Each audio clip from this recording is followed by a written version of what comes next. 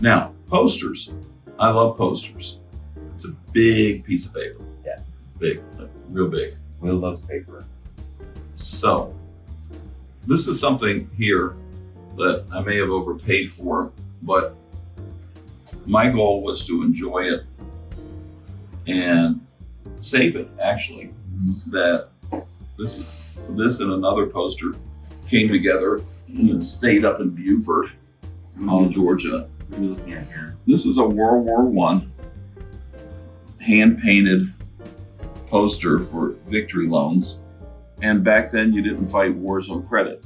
Yeah. You didn't print money. Yeah. So the US government needed money and they'd go out to the citizenry and borrow it in bonds. Yeah.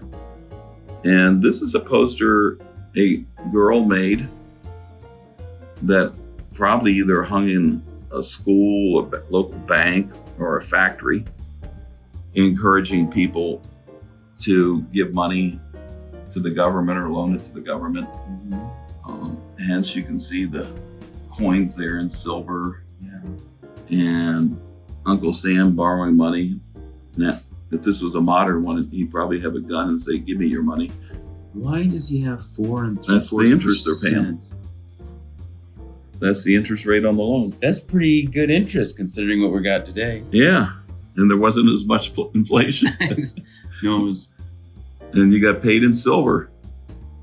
amazing. And so times have changed a lot, but this is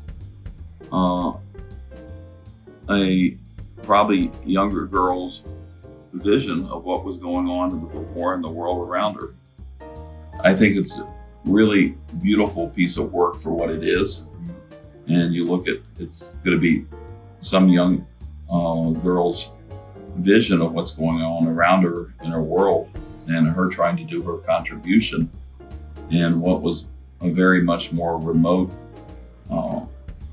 world that you didn't have instant internet access to everything. Yeah. And she's in her part of her world in her country. Now, I'm not saying isolated because obviously a community, but isolated compared today to the rest of the world. Yeah. And she's trying to do her share. Right. I don't want to restore it. I want to stabilize it. Yeah. So you've worked with paper all your life. What do you consider the difference between restoration and stabilization? Well, this was obviously crumbling. And you can see all the fabric lost here, that the paper had gotten so brittle. And the paper was on an old canvas. And so, Yeah, you can see the fibers. yeah. So what I had Ted do is this would have cost a lot of money to get all this paper filled in here and replaced, which he could have done. So you would have had a very difficult time knowing this had been in this bad a shape. And at what cost? You know? Oh, that probably would have been $300 or $400 versus a little over $100, I think, for him to reback the canvas Okay. with another piece of canvas. And what I've done is save this for future generations. Yeah. And everything I have done on posters is undoable. So unlike that knee that can't be put back in, this could always be taken off of this canvas. Wow, I did not know that. And so, I think it's really a nice piece of folk art. Not what people would traditionally think of folk art, because you think you're going back to the 1800s, really. But no, this is a great piece of early 20th century folk art. I can see why you decided to stabilize it. It's beautiful. Artwork is really fun, classic, very stereotypical of what they are experiencing. You got war scenes, you have prisoner of war, examples of the bonds, the silver coins that would have been received as a cash-in, nurses who were active. I believe World War I was the start of the Red Cross. It's great stuff. So when do you, I guess, what sort of criteria or a tipping point do you take into account when deciding whether something should be restored or stabilized? I try to look at it object by object and say, how important is it? How broken is it? And not necessarily the more broken the item, the more restoration you put in it, but what are you trying to do with it when you're done? Smart. What's the end game? Yeah, and for me, cost was part of it because I overpaid for these. But on the other hand, I don't think they should be brought back to this item to new, because I think it's too pretty and perfect as it is and can be displayed real well now that it's mounted. Yeah. And so I didn't want to get into the cost for this because it has a limitation on what it's worth unless you find just the right person. And that I really appreciate that it looks its age to me.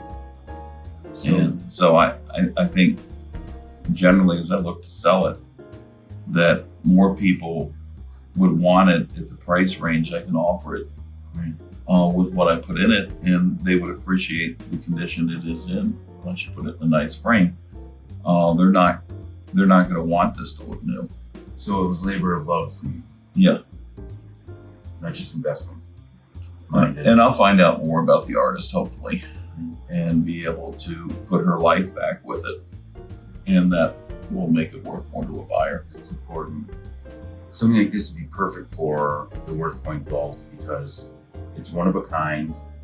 You got backstory of where you found it, and you can also add research on the artist's name as it comes up, but share that information with other people who are looking for information.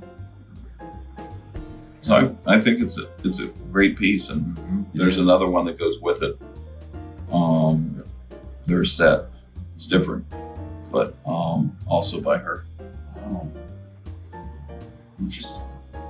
Worth the research. Yeah, and I'm going to briefly make some remarks on one type of paper, and those are trading cards. Yes.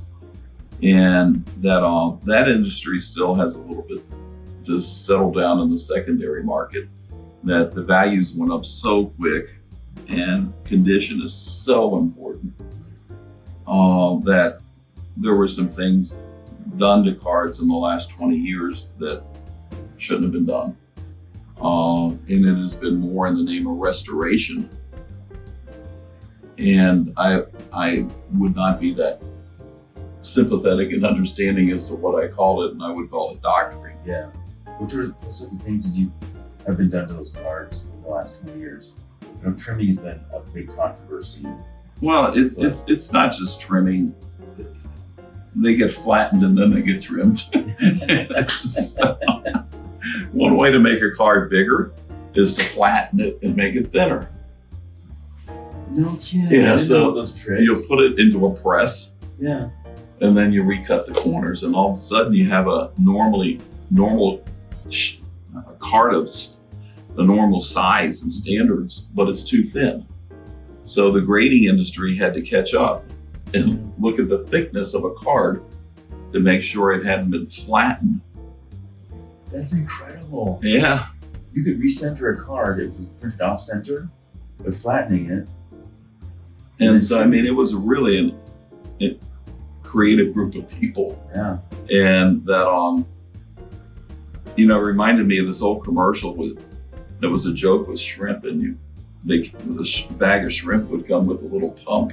And you could pump up your shrimp to have bigger shrimp. And so, but there's some things that have been done to cards, and you got to be careful, even if you're buying old slab cards. A lot of times the cards would have what we call fish eyes in the card business, where in the old printing, they get printed and there's a blob of color or something. Okay. And since it's generally round, they call it a fisheye.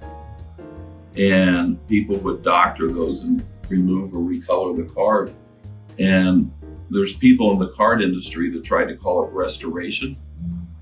But honestly, I don't see why it's different than cleaning a coin. Yeah. It's been altered. That makes sense. And so you got to look for original. You got to look for stuff that hasn't been messed with. and try to do your homework the best you can to see if a card has been changed over time, and go back on sites like WorthPoint that have old card pictures and see if you can identify that card in another life before it's been changed. But it's a creative business, and it's like anything else. When things get that expensive, you need to know what you're doing, or get a dealer or appraiser that will act as your resource in buying something. It seems to be difficult to protect yourself if you didn't spend a lot of time researching or have a really good friend who can. Yeah, well, there's good people out there, and I mean, I grew up with learning about cards from Howard Lau, Famous name down in Houston. Yeah. And people use Howard when they're going up and buying six-figure bats, baseball bats and things.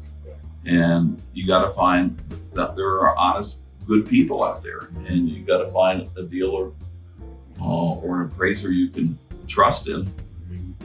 And because I mean, I've learned from other people, and they're out there in all businesses, good ones and bad ones. Yeah. And that I'm always willing to part on what I've learned about things. Yeah. And make it a better community. And that's a unique perspective, because there are a lot of dealers and sellers and collectors who do not want to share what they've learned. They feel like they're going to lose an edge, but if we don't share what we've learned with people, friends, we're going to create a new generation of collectors. They're going to be ignorant. You know, the knowledge that you've gained isn't written in a book. Right. It's locked up inside, and you've got to share it to get that information out. So that's why these videos are great.